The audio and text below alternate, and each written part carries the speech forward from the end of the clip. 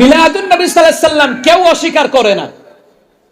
আমি চ্যালেঞ্জ করে বললাম, সবাই মিলাদুন নবী সাল্লাল্লাহু আলাইহি সাল্লামকে মানে। মিলাদুন নবী সাল্লাল্লাহু আলাইহি সাল্লাম এটা বুঝবেন, এটা পালন করার বিষয় না, জানার বিষয়। আর সিরাতুন নবী এটা পালন করার বিষয়। কথা কয় না ঠিক? কারণ আমাদেরকে মিলাদুন নবী সাল্লাল্লাহু আলাইহি সাল্লাম সম্পর্কে জানতে হবে। নবীর জন্ম থেকে মৃত্যু পর্যন্ত এক একটা বিষয়বস্তু আমাকে জানতে হবে। জানলে নবী আলাইহিস সালামের প্রতি আমাদের ভালোবাসা আরো বাড়বে, যে এই আমলটা করলে এই সওয়াব, নবী সাল্লাল্লাহু আলাইহি সাল্লামের উপরে দুরূদ পড়লে এই সওয়াব। ঠিক না? ঠিক না? কথা কোন ঠিক কি না? মুসলমান ইমানদাররা, অন্তর যদি পরিশুদ্ধ না হয়, কোরআন হাদিসের সহিহ কথা মজা লাগবে না। একটা কথা আছে আমাদের কুমিল্লার ভাষায়, কুত্তার পেটে কি হজম হয় না। কথা কোন ঠিক কি না? কারণ বেদাতি যারা, এদের ভিতরে কোরআন হাদিসের কথা হজম হয় না। হে দলিল দেয়, বাপ দাদার দলিল, পূর্ব আমল দলিল না।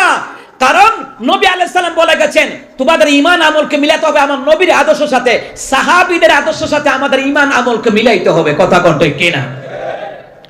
আমার বাবারা, কোরআন হাদিসের কথা সবাই হজম করতে পারে না। হজম করতে হইলে মুমিন হওয়া লাগবে। কথা কয় না কার? কার কথা? মনে বানায় নিয়ে আসছি। কোরআন হাদিস রিসার্চ করে কথা বলি, মনে রাখেন। দেশে বিদেশে প্রোগ্রামে এমনি নেয় না, কোরআন হাদিস রিসার্চ করে কথা বলি। তোমাদের মতো বন্ডামি করলে ওই গ্যারামি বইরে টাকা লাগতো। কথা কয় না? কোরআন হাদিসের কথাগুলি হজম করতে হইলে আপনি যে মুমিন দেখবেন, তখন আপনার কাছে মজা লাগবে যে না, হুজুরে কোরআন হাদিস দিয়ে বলছে, বাপ দাদার দলিল দেয় নাই, তাহলে এটাই ঠিক। কথা কোন ঠিক কি না? আল্লাহ তাআলা বললেন, ওয়াযাক্কির ফাইন্নায-যিকরা তানফাউল মুমিনিন।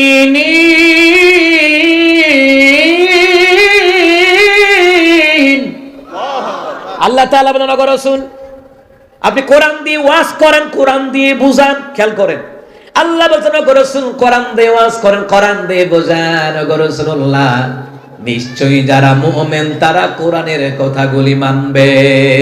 সুবহানাল্লাহ। যারা মুমিন তারা আমার রাসূলুল্লাহর কথা মানবে, যারা মুমিন তারা আল্লাহর কথা মানবে। সুবহানাল্লাহ বলবেন না? আমার হাবিবকে আল্লাহ পাক দুনিয়াতে পাঠালেন, ইব্রাহিম খলিল দোয়া করলেন, আল্লাহ এমন একজন পয়গম্বর পাঠান যিনি আয়াত তেলাওয়াত করে শোনাবেন। খেয়াল করেন, যিনি আয়াত তেলাওয়াত করে শোনাবেন, মানুষকে কিতাব শিক্ষা দেবে, ইলম শিক্ষা দেবে, জ্ঞান বিজ্ঞান শিক্ষা দেবে, হিকমা শিক্ষা দেবে। ওগো আল্লাহ তাআলা, ওয়াযাক্কিহিম, যার কথার দ্বারা যাদের অন্তর পরিশুদ্ধ হয়ে যাবে। ইন্নাকা আনতাল আজিজুল হাকীম, নিশ্চয় আপনি পরাক্রমশালী প্রজ্ঞাময়। সুবহানাল্লাহ বলেন। ইব্রাহিম আলাইহিস সালাম কি দোয়া করলেন? একজন নবীর আগমনের উদ্দেশ্যে তিনি দোয়া করলেন, যিনি আয়াত তিলাওয়াত করে শোনাবেন, কিতাব শিক্ষা দেবেন, হিকমা শিক্ষা দেবেন, জ্ঞান বিজ্ঞান শিক্ষা দেবেন। নবী বললেন, ইব্রাহিম আলাইহিস সালাম যেই নবীর কথা উদ্দেশ্য করে দোয়া করেছেন, আল্লাহ পাক আমি নবীকে ইব্রাহিম আলাইহিস সালামের ওই দুয়ার ফসল হিসেবে আল্লাহ আমি মুহাম্মদকে দুনিয়াতে নবী করে পাঠিয়েছে। জোরে কোন সুবহানাল্লাহ। তাইলে তাফসীর ইবনে কাসিরের মধ্যে এসেছে, আল্লাহ তাআলা বলছেন, নবী আলাইহিস সালাম বলছেন, ইবনে কাসিরের riwayat, যে আমি দুনিয়াতে আমাকে পাঠানোর পেছনে একজন ব্যক্তির অবদান আছে, তিনি হচ্ছেন ইব্রাহিম আলাইহিস সালাম। যে দোয়া করলেন, ওই দোয়াটা কবুল করে আল্লাহ পাক আমাকে নবী করে পাঠিয়েছেন। সুবহানাল্লাহ। এবার আছেন সূরা আরাফের মধ্যে আল্লাহ তাআলা বললেন, ইবনে কাসিরের riwayat, সূরা আরাফের মধ্যে আল্লাহ তাআলা বললেন, ও মুসলমান ইমানদাররা, আল্লাহ তাআলা বললেন, হাবিবুল্লাহ, ইয়া আইয়ুহান নাবিয়্যু ইন্নী রাসূলুল্লাহি ইলাইকুম জামিআ।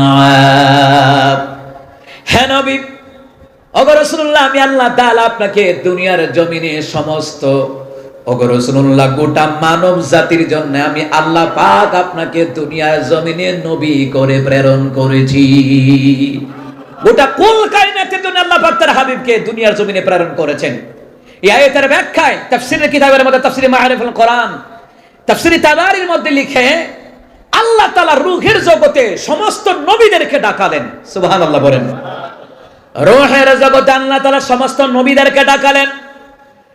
আলমে আরওয়াহাতে রূহের জগতে সমস্ত নবীদেরকে ডাকালেন আর বললেন, তোমরা তো দুনিয়ার জমিনে তোমরা তাওহীদের দাওয়াত দিবা, ইসলামের দাওয়াত দিবা, তবে আমার কাছে ওয়াদা দাও, আমার নবীর উপরে তোমরা কালিমা পড়ে তোমরা বিশ্বাসী হয়ে যাবা, মুমিন হয়ে যাবা। আমার নবীর উপরে তোমাদেরকে কালিমা পড়া লাগবে। জোরে কোন সুবহানাল্লাহ। সমস্ত নবীরা ওয়াদা করলেন, ক্বালু নাআম, হ্যাঁ আমরা ঈমান আনলাম।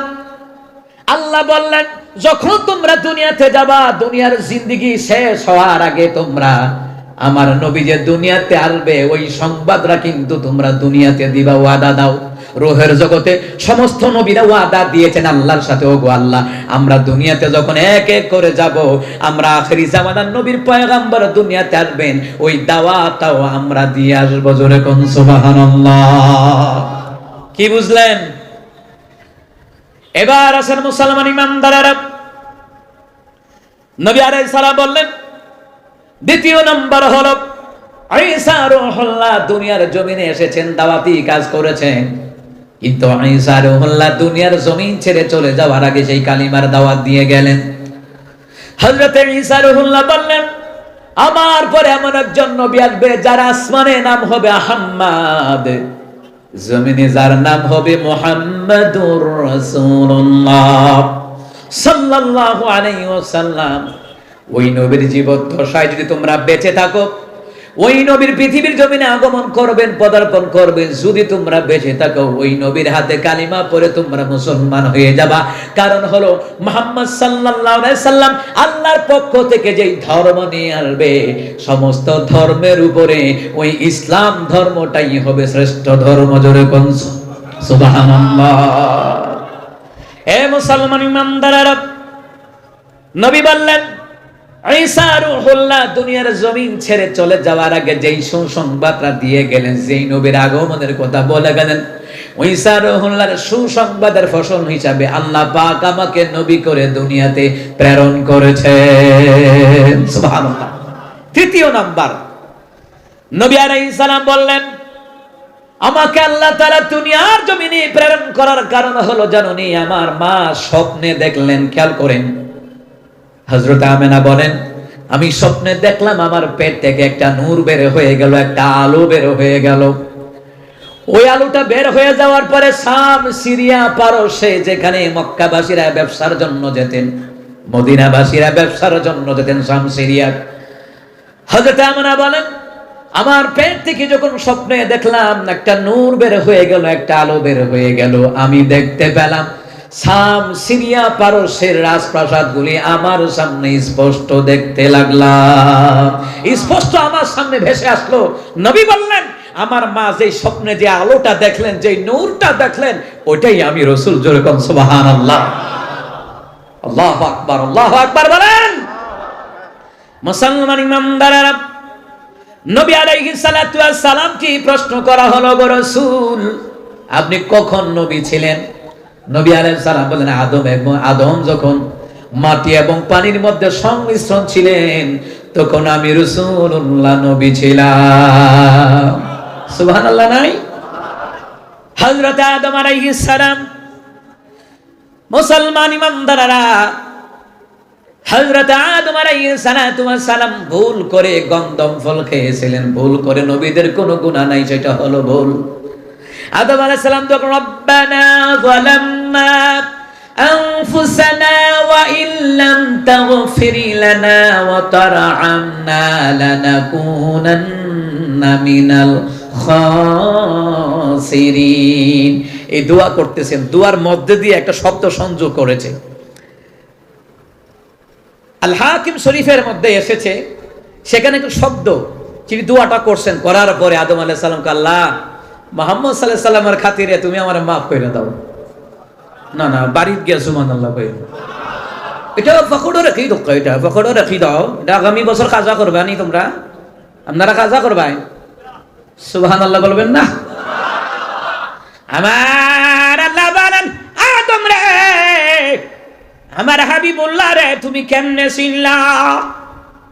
আদম আলাইহিস সালাম বলেন, আল্লাহ তাআলা জান্নাতের মধ্যে যখন রে মাওলা তুমি আমারে বানাইলা, রূহ দিলা রে মাওলা, রূহ দেওয়ার পরে রে আল্লাহ তাআলা আমার শরীরটা নাড়াচাড়া দিয়া উঠলো।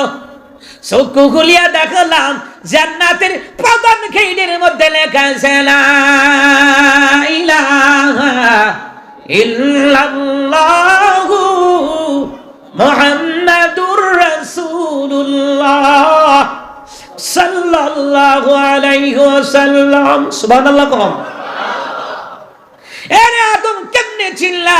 আদম আলাইহিস সালাম আল্লাহ তাআলা এই জান্নাতের প্রধান দরজায় যেই লেখাটা দেখলাম, ওই লেখার মধ্যে দেখি রে মাওলা তোমার নামের সাথে মুহাম্মদ নাম লাগানো।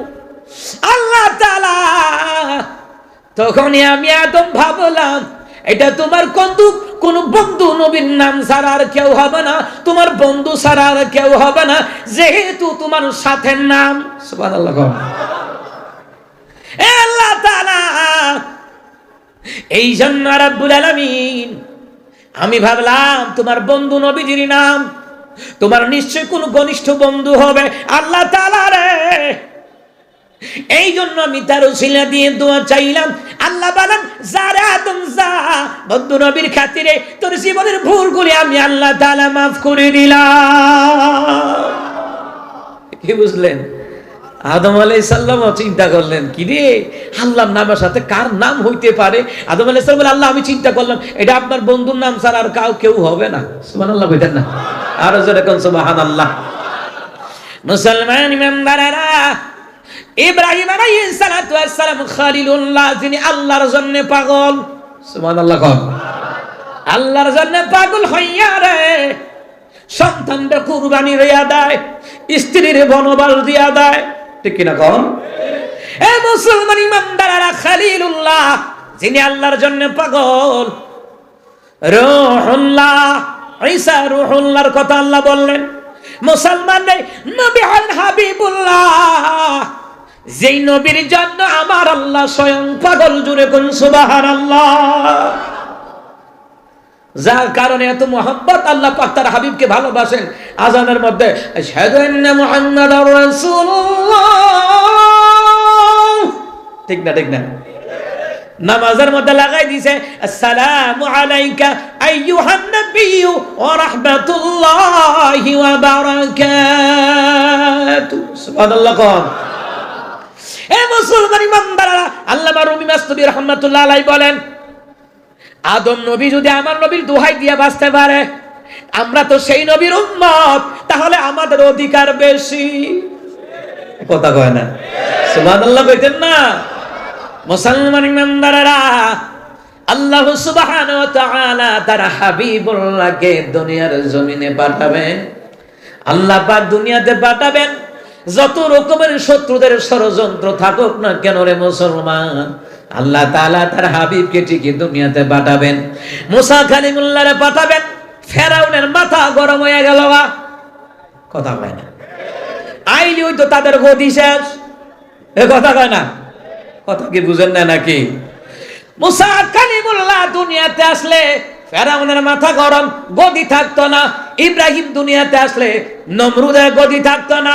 আজও পৃথিবীতে আলেমরা জেলখানা থেকে মুক্তি পাইলে রে গদি থাকবে না, এই জন্য মিথ্যা হামলা মামলা দিয়ে জেলখানায় ঢুকায়া রাখে। আর গদি থাকতো না। কথা বলতে কিনা? গদির চিন্তা করলেই করে। গদি যদি ঠিকভাবে না চালায়, ফেরেশতারা খবর এমন হুইডাইব গাদির লগে গদিও ফাটাইলে বাইরে গিয়া। আমার কথা কয় না দে, কথা কয় না দে। এটা ঠিক দায়িত্ব পালন করা লাগতো না, নাহলে পিঠা দিব ইয়ান্দা বাঁচাবে হয়ে যাবো। কথা কানতে কে না? ফেরাউন চিন্তা করে সর্বনাশ, মুসা আইলেই তো শেষ। নমরুদ চিন্তা করে সর্বনাশ, ইব্রাহিম আইলেই শেষ। কত ষড়যন্ত্র করলো। ইব্রাহিম নবী আলাইহিস সালামের আগমন, মুসা কালিমুল্লাহর আগমন ঠেকাই রাখতে পারছে? ঠেকাই রাখতে পারছে? আমার নবী দুনিয়াতে আসবে, তাও বাধার সৃষ্টি। কেমনে বাধার সৃষ্টি? খেয়াল করেন বাধার সৃষ্টি কেমনে। কাবার সর্দার, মক্কার সর্দার কেডা? খাজা আব্দুল মুত্তালিব, নবী আলাইহিস সালামের দাদা। তো মক্কাবাসী সবাই গিয়ে আরজ করতেছে, নেতা সাহেব আপনার কাছে আইছিলাম জনগণের অভিযোগ। কি অভিযোগ? এলাকায় বৃষ্টি বাদল হয় না, জমি জামা ফাইটা সব শুরু হয়ে গেছে গা, খেজুরও চাষ করতারি না, কোনো কিছু করতারি না, পানিও তো খাইতাম পারি না, এইটাও তো একটা বিষয় আছে। এখন কি করান? পানির ব্যবস্থা করেন। মক্কার সর্দার চিন্তায় ভরে গেছে গা।